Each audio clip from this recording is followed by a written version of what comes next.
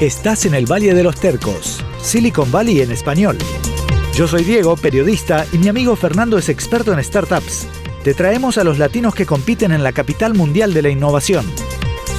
Búscanos en tu app de podcasts y en elvalledelostercos.com.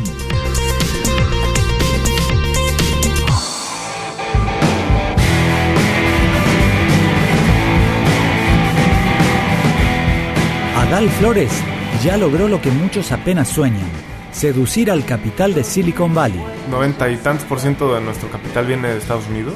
Una parte viene de Nueva York, otra de Chicago y otra parte viene de Silicon Valley. Nosotros hemos recabado más o menos $25 millones en deuda y también hemos levantado casi $13 millones en equity, en inversión. Y eso que Quesky, su startup de préstamos por internet en 29 minutos, solo opera en México. Adal nos cuenta la fórmula para que otros latinoamericanos sigan sus pasos y cuáles son las ventajas de tener inversionistas de grandes ligas. Es un inversionista que lo primero que hace es llega a nuestra oficina en Guadalajara y abre el refrigerador y se pone a ver que haya cervezas y que se consuman las cervezas. Dice que ahí la probabilidad de éxito de una startup está directamente proporcional a cuántas cervezas se consume. Tienes que escucharlo, es más serio de lo que parece.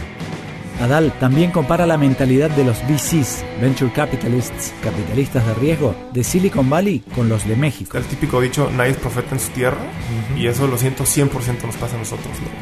Sí. O sea, eres de México, no, entonces de seguro... Y yo, por ejemplo, yo no estudié ni siquiera en Estados Unidos. Entonces yo estudié en México y viví en México y todo eso. Entonces es como, mira, pues no le hagan caso, ¿no?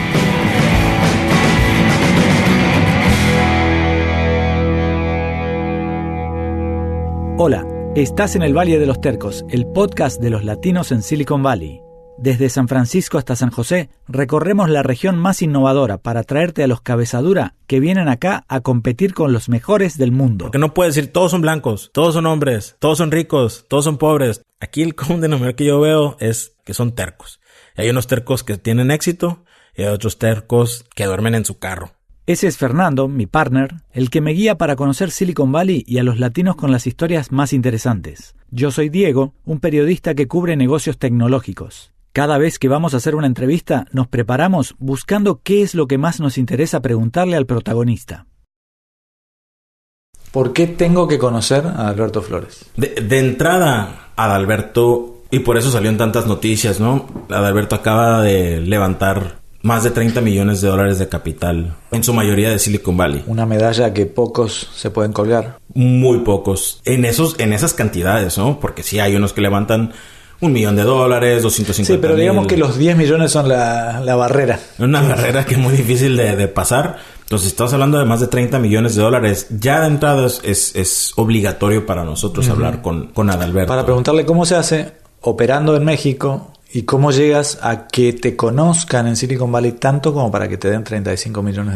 Sí, un poquito del mapa, ¿no? La ruta que siguió para llegar a ese monto. Y una vez que nos diga eso, ya nosotros lanzamos una startup en México también, ¿no?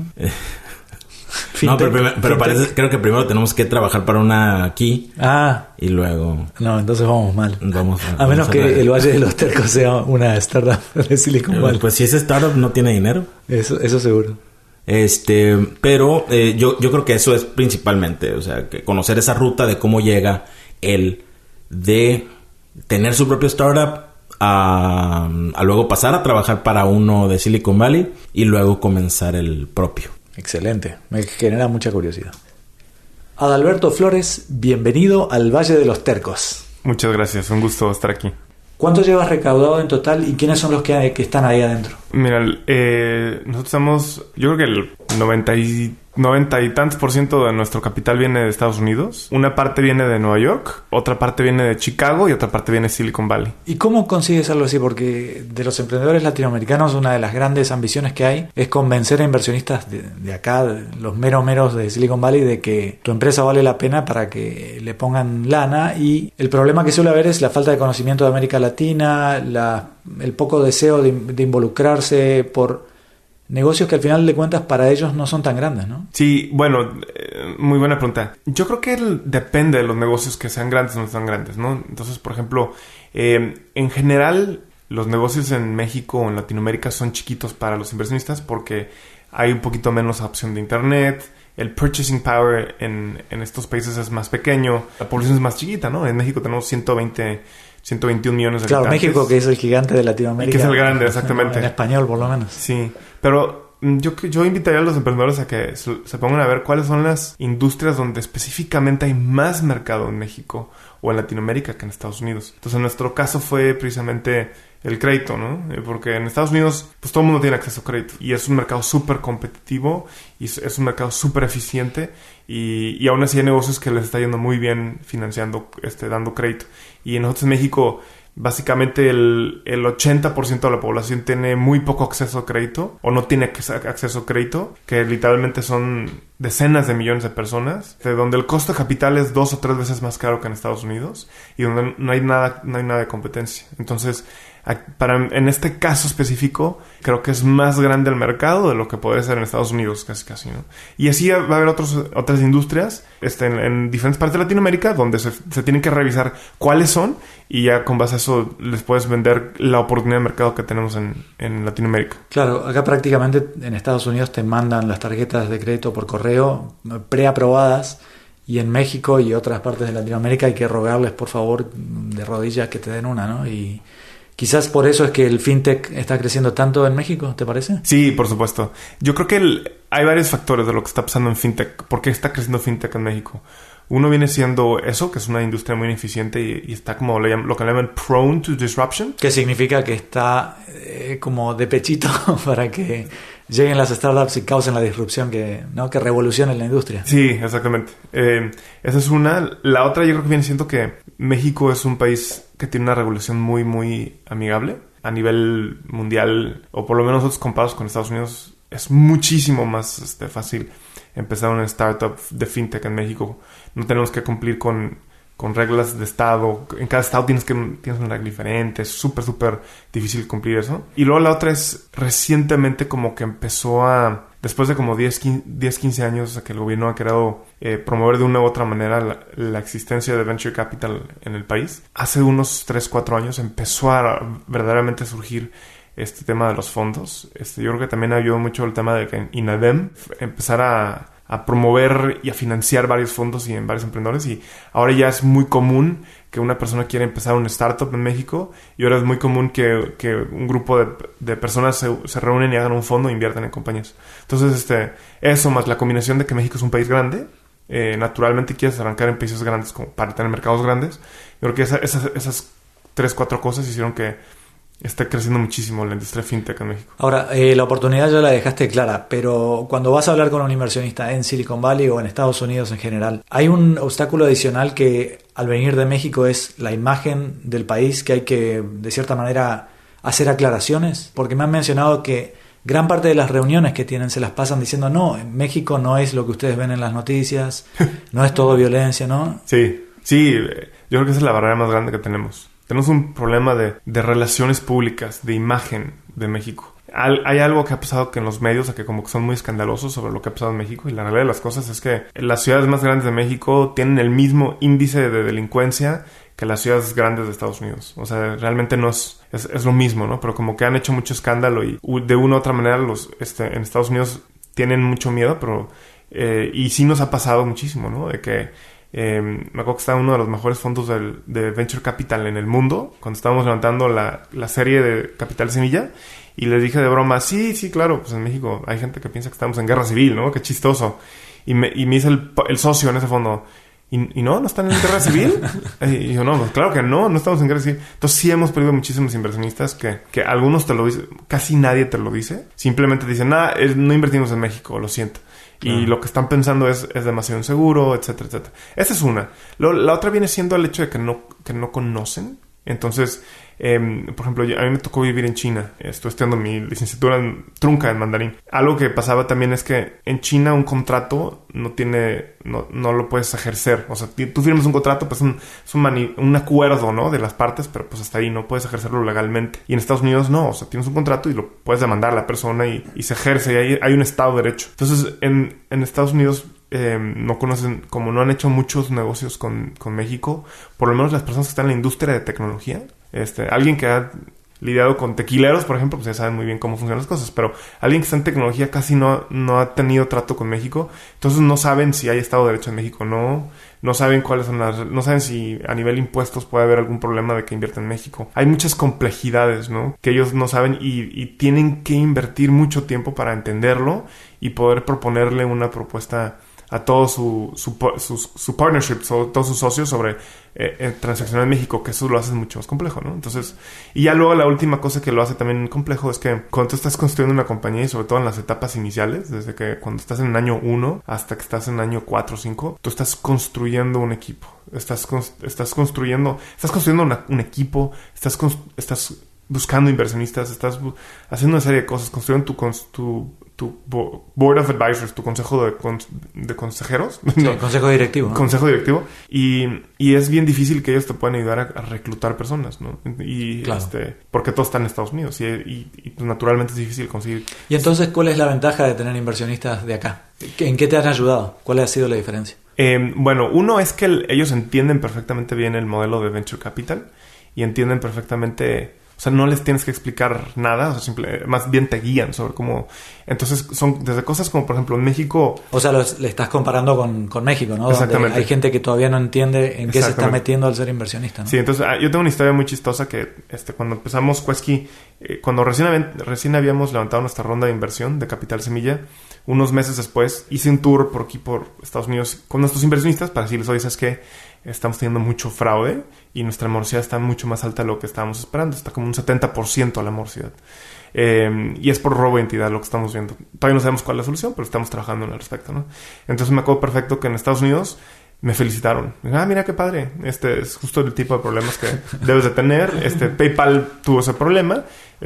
Malo que te hubiera renunciado tu vicepresidente de ventas porque tiene una mala cultura. Eso sí me hubiera preocupado. Pero pues fraude, pues nada más soluciones, ¿no? Y listo, ¿no? Entonces, qué padre.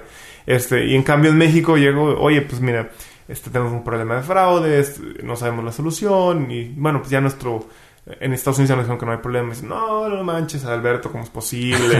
¿Por qué invertí en ustedes? Es el peor error que hemos tenido. Quiero que me reportes de manera diaria qué es lo que están haciendo para prevenir fraude, etcétera. Entonces, yo estaba tardando más tiempo reportándoles que estamos haciendo que realmente solucionar el problema, ¿no? Entonces, como esos detallitos son muchísimos, ¿no? O sea, por ejemplo, a mí me tocó ver que en Estados Unidos, las startups, tú puedes lograr encontrar un lugar, tener una oficina a buen precio, pero que esté bonita y que genere un ambiente que sea propicio para la creatividad. Y en Estados Unidos la gente espera eso. De hecho, tenemos un inversionista que lo primero que hace es llega a nuestra oficina en Guadalajara y abre el refrigerador y se pone a ver que haya cervezas y que se consuman las cervezas. Dice que ahí la probabilidad de éxito de una startup está directamente proporcional a cuántas cervezas se consumen. Dice, y no es porque la cerveza te haga exitoso, sino es porque esos señales es un símbolo de que es una compañía donde la gente se divierte, donde hay una cultura de autorresponsabilidad y autocontrol y todo eso. Y en cambio en México teníamos unas oficinas que la verdad no son ni siquiera tan caras. O sea, oye, Adal, ¿por qué estás gastando tanto en oficina? ¿Cuánto te está gastando el metro cuadrado? ¿Por qué estás gastando dinero en cervezas, en comida y cosas como esas? ¿no? Claro. Entonces tienes que educar, ¿no? Y como eso te puedo decir miles de ejemplos, ¿no? Y no hay un tipping point en que el consumo de cerveza empieza a ser perjudicial para la empresa. Sí. ¿Sabes qué? Hemos tenido muy buena suerte. A mí me tocó, en Quesky llevo casi 4 años operando Quesky. Y antes de eso estábamos en Uyala y teníamos también oficinas en México. Y ya estuvimos casi 3 años en Uyala. Y nunca hemos tenido ningún problema. Han habido un par de eventos, uno en Uyala y otro en Quesky que sí terminaron medio mal, por el hecho que toman demasiadas cervezas, pero fuera de eso, como que la gente se autocontrola. Como la fiesta de fin de año de cualquier empresa, básicamente. Ándale, exactamente, ¿no? O que a veces se toman cervezas y se desinhiben y empiezan a hacer, cosas un poquito más que pueden ser ofensivas para otras personas. Sí. Ese tipo de cosas han pasado, claro. ¿no? Quieres que la gente se relaje, pero no que muestre del todo quién es, ¿no? Exactamente, sí. Hablando de Uyala, la sensación que tengo yo, viendo tu currículum y tu historial, estuviste en China estudiando, has tenido trabajos corporativos, pasaste por la MEXCAP, que es la Asociación de Capital Privado en México, que puede ser muy buen empleo para hacer contactos, me imagino.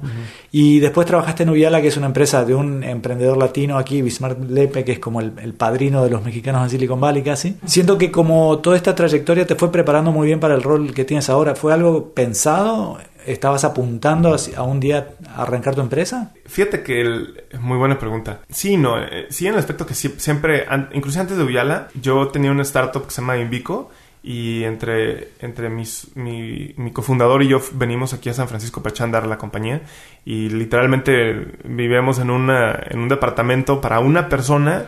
Y era literalmente una persona vivía en la sala. Y luego estábamos... yo tenía un colchón, pero ni siquiera colchón. Era como más como un hule espuma. Ahí es donde dormía. Y luego 10 centímetros. Y luego el hule espuma de mi cofundador. Y ahí estuvimos viviendo. Y estamos aquí para levantar funding, ¿no? Y queremos levantar capital. Y estamos hablando con inversionistas. Y llegó Bismarck y nos dice, oye, ¿por qué no se unen a Uyala? Aprenden un poquito cómo tomamos decisiones, cómo operamos, cómo levantamos capital, cómo reclutamos un equipo, etcétera. Por lo menos quiero que estés con nosotros 2 años y ya luego puedes decir si te quieres quedar en Uyala o si arrancas tu startup, ¿no? Porque yo sé que tú quieres volverte emprendedor. Y a mí me costó muchísimo trabajo porque dije, no, estoy traicionando mi alma mater de ser emprendedor, ¿no? Claro. ¿Cómo es posible? Pero al final creo que me valió mucho la pena porque aprendí muchísimo y muchas de las cosas, sobre todo, sabes que en temas de cultura y en temas de cómo construyes un equipo y cómo se toman las decisiones, y eso ayudó increíblemente, ¿no? Porque hay cosas que ya... una planeación financiera, o cómo hacer un contrato, o cómo hacer stock options, o eso lo puedes estudiar, ¿no? O sea, sí. Pero cómo crear una cultura y cómo tomar decisiones y cómo, todo ese tipo de cosas es bien difícil, ¿no? Inclusive también, esa es una, y la otra viene siendo, el haber trabajado en Uyala me permitió conocer gente que me ayudó a arrancar Quesky. Entonces, por ejemplo, uno de nuestros puntos centrales de lo que estamos haciendo nosotros en Quesky es hacer, ciencia de datos, data science, y aplicar algoritmos de machine learning para hacer la evaluación de riesgo crediticio. Y afortunadamente en Uyala había un grupo de machine learning en Uyala que se dedicaba, que es el equipo de analytics. Entonces yo, desde antes de salirme de Uyala, yo aprovechaba para hablar con ellos y decir, oye, dame tips, ¿no? ¿Qué tan importante es machine learning? ¿Qué perfil tengo que contratar? Todo ese tipo de cosas. Y como eso te puedo nombrar una infinidad de ejemplos de personas que ya conocía, que había desarrollado una amistad que me ayudó muchísimo a arrancar la compañía, ¿no? Y fue como hacer una escuela de emprendedores. Sí. A medida que ibas avanzando en tu carrera. Exactamente, fue una escuela. Y además, creo que la oportunidad que me dio Bismarck de arrancar Uyala fue muy, muy única, porque básicamente fue como mi propia startup, ¿no? Entonces, me dijo, sabes que regrésate a México y monta las operaciones, incorpora la compañía, contrata a los abogados, contrata a las primeras personas, haz ventas, consigue clientes, ten tu equipo de ingeniería, etcétera. Entonces, como que fue bastante... O sea, fue como haber puesto un startup, nada más que ya tenía el financiamiento y tenía un mentor que era Bismarck, que me está diciendo cómo hacerle. Entonces, digamos que cuando me salí de Quesky, pues hice exactamente lo mismo ya con lo que aprendí. Ya lo único que sí tenía que hacer, que no tenía que hacer antes, era construir un producto, porque yo no estaba a cargo de producto en Uyala, y levantar el financiamiento, que es difícil, ¿no? Pero... Oye, Adal, ¿y entonces hacen falta mentores en México? Sí, por supuesto. Yo creo que hacen falta mentores que sepan cómo hacer tecnología en México. De hecho, yo creo que hace falta el esquema de mentor en México, en general, como en México, las personas que son empresarios que han sido muy exitosos, pues simplemente ya se dedican a viajar y a disfrutar de su vida y todo eso. Y yo creo que es responsabilidad social y es una obligación de los empresarios mentorear a otras personas e invertir en otras personas. Aunque no siempre van a sacar retornos sobre invertir, ¿no? Pero es que si tú eres si eres un empresario que le fue muy bien, tú quieres que tu comunidad le vaya bien. Y la comunidad le va bien a través del emprendimiento, porque el emprendimiento genera valor, genera empleos, genera capital. Entonces, siento que los mexicanos los empresarios mexicanos deben ser hasta casi legal, una obligación legal, que tengan que mentorear e invertir en emprendedores, ¿no? Porque eso es lo que hace que se genere muchísimo desarrollo de know-how y conocimiento y todo eso. Que de hecho Endeavor Global dice que ese es uno de los rasgos claros de un ecosistema de emprendedor que funciona. Son los emprendedores que tienen una salida y se dan vuelta e invierten parte de ese dinero en nuevos emprendedores, ¿no? Que se convierten en ángeles. Exactamente. ¿Conoces a gente así en México? ¿Hay alguno que puedas nombrar, sea de tech o de cualquier otro sector? Bueno, a mí me pasó con Bismarck, que él invirtió, o sea, puso su compañía, la vendió y él invirtió en nosotros. Y luego, por ejemplo, hay una persona que se llama Javier Orozco, que él viene más de una industria tradicional, pero él también fue exitoso económicamente y ha estado invirtiendo en compañías. Entonces vemos unos cuantos casos, pero eso lo tenemos que replicar para que esté metido en todas las mentes de todos los empresarios de México, que eso es algo que tienen que hacer, ¿no? Viéndolo desde afuera, a mí me parece que quizás ustedes, los que están ahora generando, por ejemplo, un paso que nadie había logrado, que es rondas de inversión desde Estados Unidos, son esa generación la que va a tener esa responsabilidad, ¿no? Sí, por supuesto. También sabes que otra cosa que creo que vale la pena mencionar es que está muy fuerte el tema del made in chismo. Y ¿El qué? El made in chismo. ¿Qué es eso?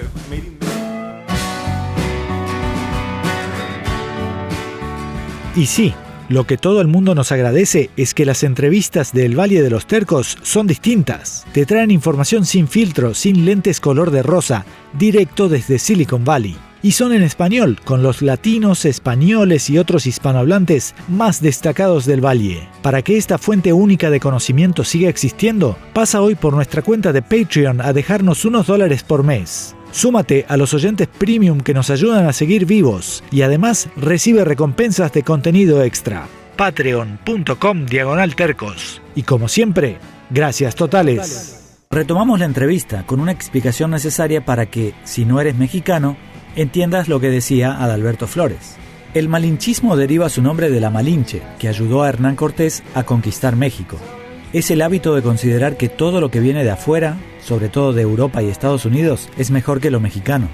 Por extensión, es pensar que lo hecho en México es chafa, berreta, cutre, de mala calidad.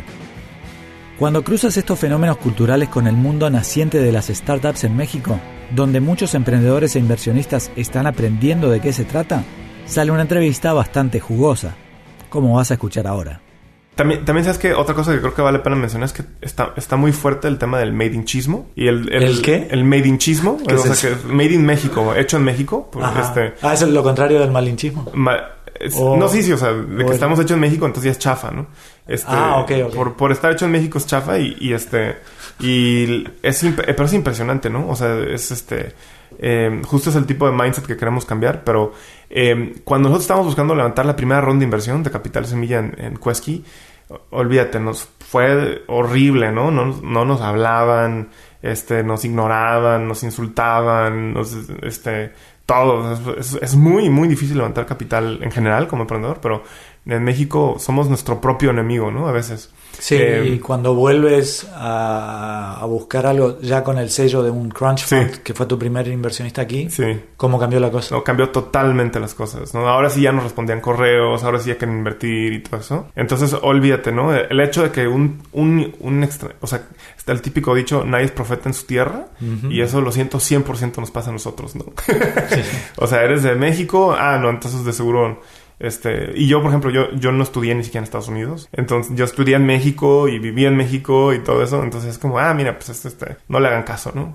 Y ya Crunch un día que dice, oye, quiero invertir, y olvídate, todo el mundo quiere invertir. ¿Cuántos préstamos ha dado Quesky y qué aprendieron de todos los préstamos que dieron hasta ahora? Hemos hecho más de 100,000 préstamos a través de nuestra plataforma. Híjole, que hemos aprendido una infinidad de cosas. Uno es, hemos aprendido lo difícil que es poder automatizar una operación, porque estamos usando muchas... O sea, cuando empezamos apenas en Quesky, literalmente yo estaba en una bodega ahí en Guadalajara, al lado del periférico, donde los camiones ni siquiera te dejaban escuchar bien lo que te están diciendo los clientes, con una mesa de plástico plegable de esas de picnic y una silla que te dolía la espalda, y literalmente llegaba una aplicación, me llegaba a mí, yo hablaba con el cliente, le daba las gracias y le preguntaba que para qué quería el crédito, y literalmente hacía copy-paste del contrato y lo pegaba y todo eso, y yo leíamos y le entregábamos físicamente el cheque a la persona y nos firmaba físicamente su aplicación, todo eso, y lo hemos automatizado muchísimo, ¿no? Y ya ahorita yo creo que el 75% de las transacciones son 100% automáticas, ni las vemos, o sea, no tiene intervención humana alguna, pero aún así es súper difícil automatizarlo todo, ¿no? O sea, hay una parte de cobranza que tienes que automatizar, hay una parte de prevención de fraude que tienes que automatizar, etcétera. Es un negocio muy intensivo en los pequeños detallitos y en operación, ¿no? ¿Y cómo resolvieron aquel tema del fraude? Usando una serie de procesos y tecnologías. O sea, por ejemplo, forzamos a que todas las personas hagan login utilizando Facebook para poder pedir un préstamo en Quesky. Y eso es bien interesante porque México es uno de los 5 países con mayor índice de usuarios de Facebook per cápita en el mundo.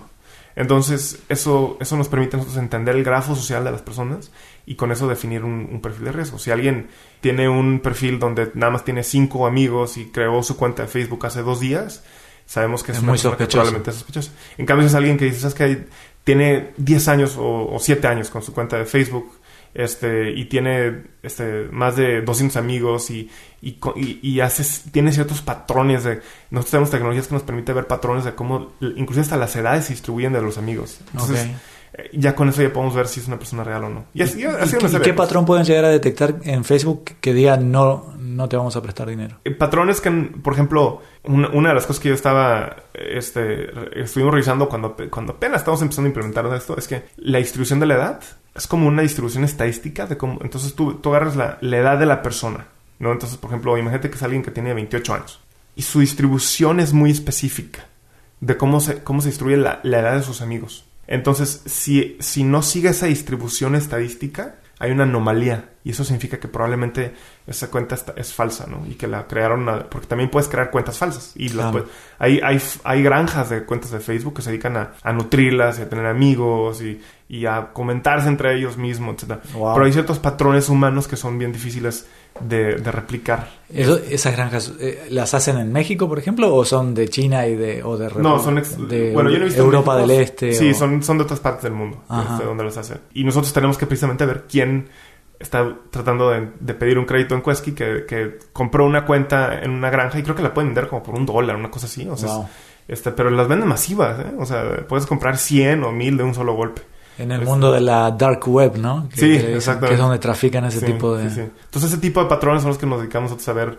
Ya, gran parte es estadístico y son algoritmos, pero también si por algo si no estamos muy seguros, nos arroja una alarma y tenemos un equipo de prevención de fraude que está manualmente revisando a las personas y viendo sus patrones y a veces hablan con ellos, con sus referencias para validar que son quien dicen ser. ¿Y qué es lo más increíble que has visto?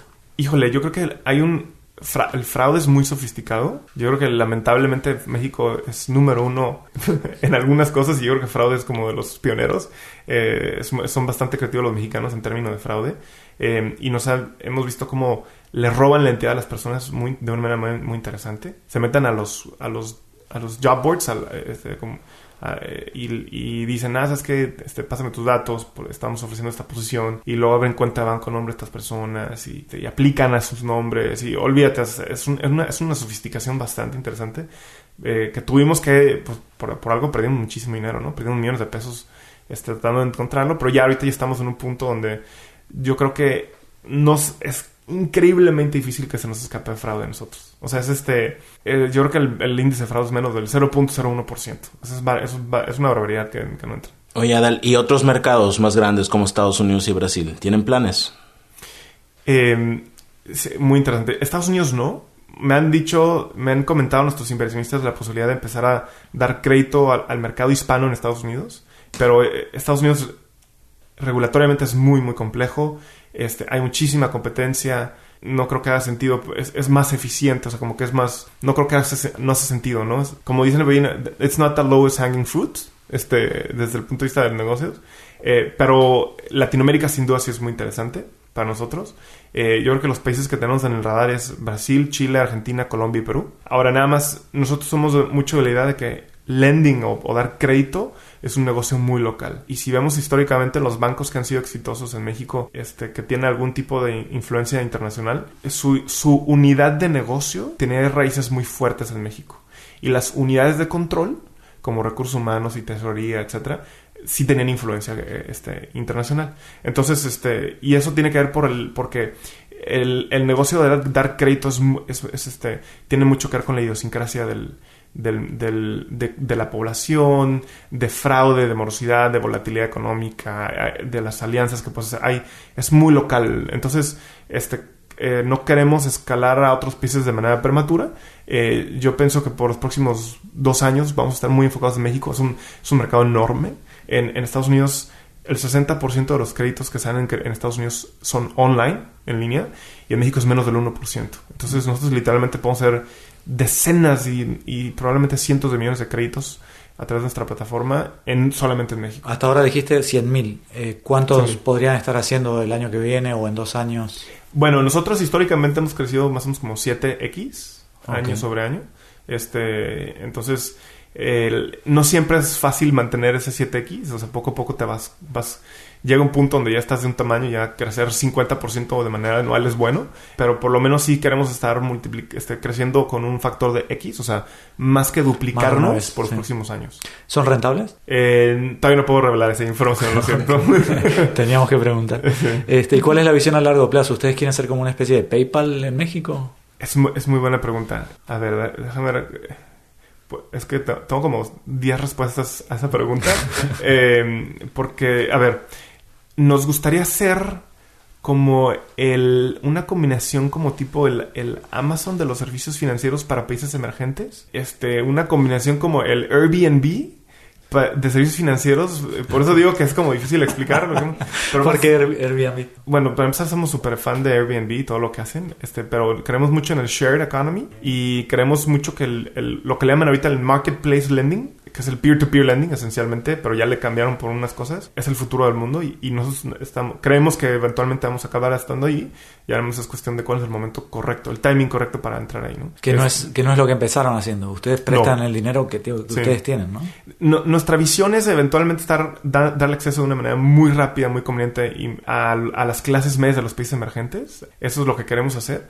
E inclusive nos encantaría llegar a dar soluciones de purchase finance con interés negativo, en otras palabras, que pagamos porque la gente usa nuestros créditos. ¿Para qué sería eso? Para fomentar el uso del crédito y fomentar el uso del historial crediticio.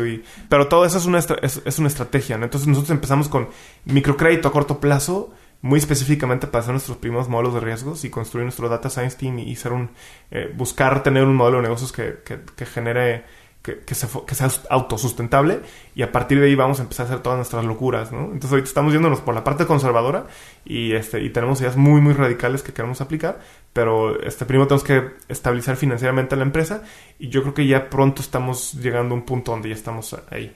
Adal, muchísimas gracias por sumarte al Valle de los Tercos. Gracias por tenerme y cualquier cosa que estamos a la orden. Búscanos en tu app de podcasts y en elvalledelostercos.com.